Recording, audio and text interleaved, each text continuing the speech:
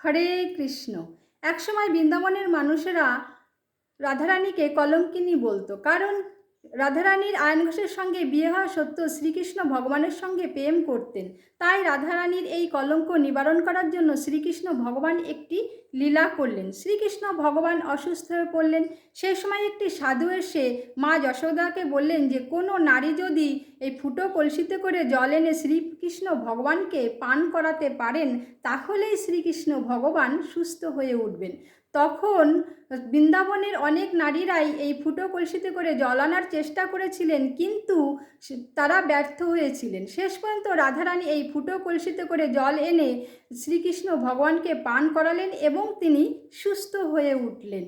তখন শ্রীকৃষ্ণ ভগবান বৃন্দাবনের মানুষদের বললেন যে রাধার মন ও আত্মা পবিত্র, তাই তার প্রেমও পবিত্র। রাধারানী কলঙ্কিনী নয়। রাধে রাধে।